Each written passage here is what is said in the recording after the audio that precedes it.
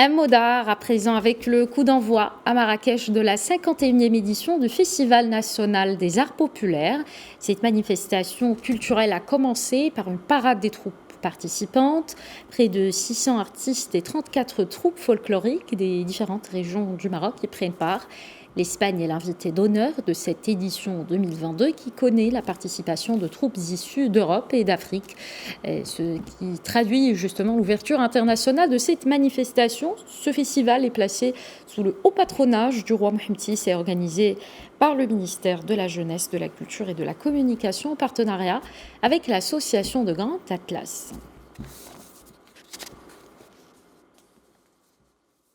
Et pour parler en détail de la 51e édition du Festival national des arts populaires, on joint à Marrakech notre envoyé spécial Ilham Brada. Bonsoir Ilham. Bonsoir Manel. Comment ça se passe d'abord dans la ville Ocre ? D'abord, comme d'habitude, il fait très très chaud. Il a fait 35 degrés cet après-midi. Où donc les quelques 500 ou 600 artistes qui participent à cette édition viennent d'achever leur parade ici même parce qu'ils sont passés de la place donc de l'Hati. Ils se sont tous réunis. Ils ont offert au public marrakchi un tout petit spectacle parce qu'il faut savoir que les troupes, elles viennent de Tata, elles viennent de Guelmim, de Casablanca, de Marrakech, de Fès, de Meknès, de Tanger et de bien d'autres villes et régions du Maroc. Et ils ont tous paradé par cette rue. Et là, ils seront partis direction Jamel El Fna pour présenter un autre petit spectacle au public marrakchi. Parfait. Alors, Ilham, en chiffres, près de 600 artistes et 34 troupes folkloriques de tout le Maroc prennent part à cette 51e édition du Festival national des arts populaires. Comment se déroule cette manifestation ?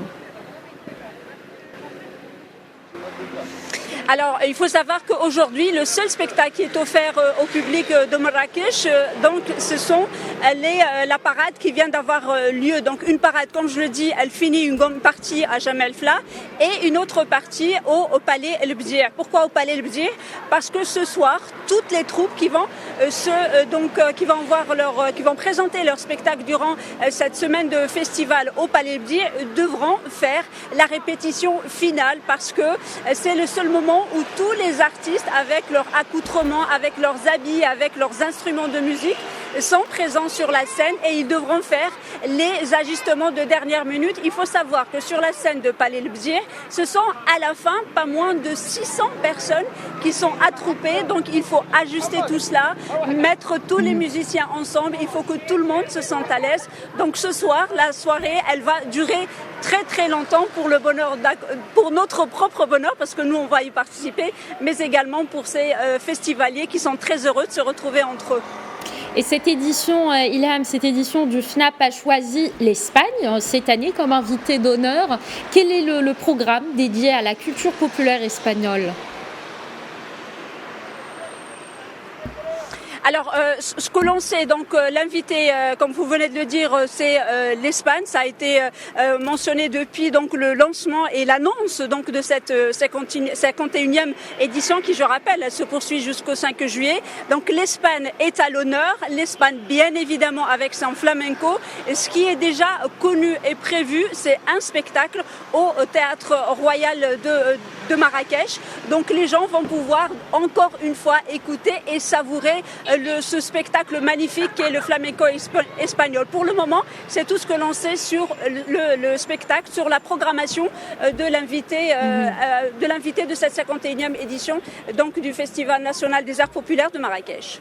Et c'est Marrakech, vous l'aviez dit, qui abrite donc ce festival. Et qui dit Marrakech dit tourisme, ambiance, dynamisme. Comment ce festival va-t-il contribuer au rayonnement de la cité Ocre, surtout dans un contexte exceptionnel ? Voilà, nous sommes encore en pleine pandémie, Ilham.